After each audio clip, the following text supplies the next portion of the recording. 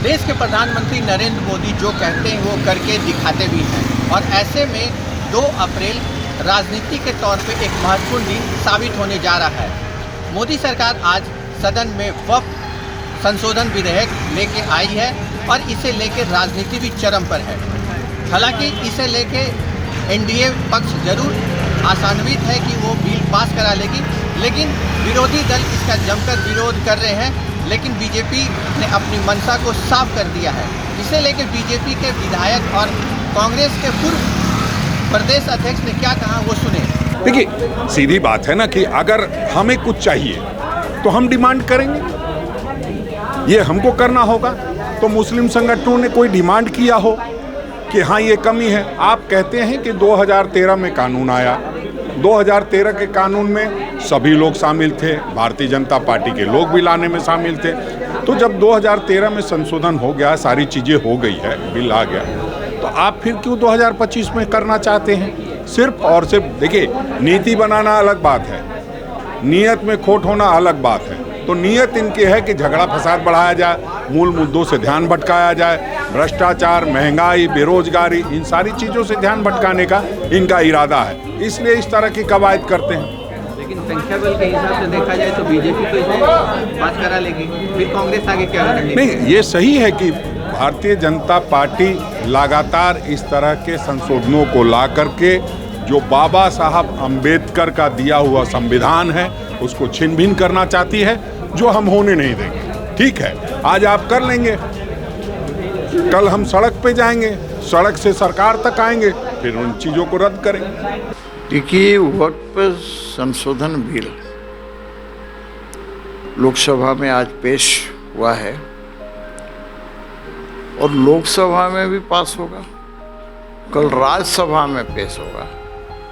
तो लोकसभा और राज्यसभा दोनों में पास होगा।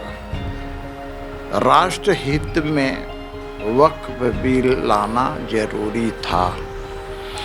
और देखिए, देश के आदरणीय प्रधानमंत्री मोदी जी जो भी काम कर रहे हैं, जो भी काम करते हैं वो राष्ट्र हित में करते हैं, क्योंकि राष्ट्र प्रथम का सिद्धांत पर भारतीय जनता पार्टी चलती है।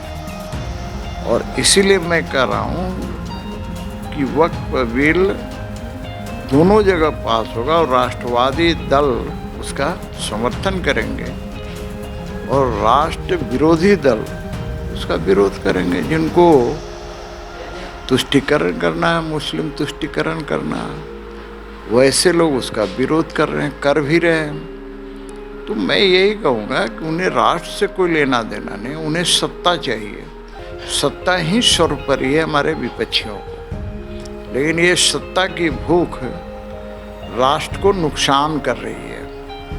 ये बात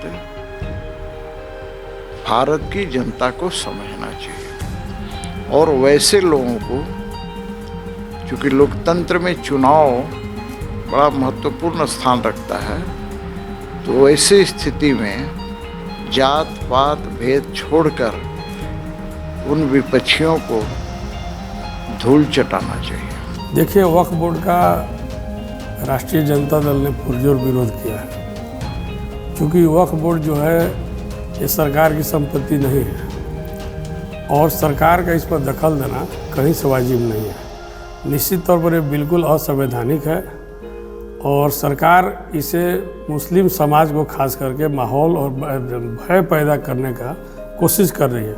पूरे देश में जो है कि एक भय का माहौल बनाना चाहती है। और जैसे मोदी जी ने 2014 में आया तो जितनी भी राष्ट्रीय संपत्ति थी, राष्ट्रीय संपदा थी, उसको लूटने का काम किया, निजी हाथों में बेचने का काम किया खास लोगों को, जैसे रेलवे का हो, एयरपोर्ट का हो, कई ज़मीनें हो, चाहे PSU का ज़मीन हो। उसी तरह से वक्फ बोर्ड की भी जो संपत्तियाँ हैं उसको भारतीय जनता पार्टी एक बेचने का षड्यंत्र रच रही है, उसको कानून बना के कमज़ोर करना चाहती है। जो वक्फ के समाज के संस्थाओं को, जो चाहे सुन्नी बोर्ड हो, शिया बोर्ड हो, या जो भी वक्फ बोर्ड के लोग हों, उसके ताकत को कमज़ोर करके अपने कब्जे में लेना चाहती है और उनको जो है कि दबाने की कोशिश करें। ज़मीन, ये सीधे तौर पर ज़मीन लूटने का एक षड्यंत्र है और ये इस पर भारतीय जनता पार्टी को हाथ नहीं डालना चाहिए था। लेकिन अफसोस है जो सेकुलरिज्म के नाम पर सेकुलर के नाम पर जो धर्मनिरपेक्षता का विचारधारा का जो अपने आप को नेता कहते थे, जो समाजवादी जन आंदोलन से जन्म लिए, नायडू जी हो, चाहे नीतीश कुमार हो, रामविलास पासवान जी की पार्टी हो, आजकल मांझी जी भी पार्टी बनाए हुए हैं, मांझी जी हो, चाहे आपको शरद पवार के जो भतीजा निकले हुए हैं, सबसे बड़ी बात है चौधरी चरण सिंह के नाती पोता जो जयंत सिंह हो, आपको पवार साहब हो, ऐसे ऐसे दल जो प्योर समाजवादी विचारधारा और आपको धर्मनिरपेक्षता के राह पर चल के अपने आप को खड़े किए, समाज में देश में एक साम्राज्य बनाए, आज वैसे लोग बेनकाब हुए हैं। उसका राष्ट्रीय जनता दल पर्दाफाश करेगा जन जागरण कार्यक्रम के माध्यम से, और आने वाले समय में जो निकट भविष्य में जो आपको आगामी समय में जो बिहार में चुनाव है, ये बिहार ही पूरे देश को जवाब देगा चुनाव में कि वक्फ बोर्ड के साथ में छेड़छाड़ करने वालों को राज्य की जनता और देश की जनता ने क्या इनको जो है कि पैगाम दिया है।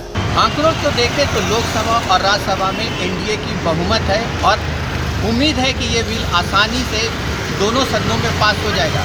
लेकिन इन तमाम चीज़ों के बीच में जो कांग्रेस और जो तमाम विपक्षी दल है, उसे विश्वास में लेकर सरकार कैसे आगे बढ़ेगी, ये देखना भी दिलचस्प होगा। सहयोगी सुरेंद्र प्रसाद के साथ संजीव सिन्हा, समाचार प्लस, रांची।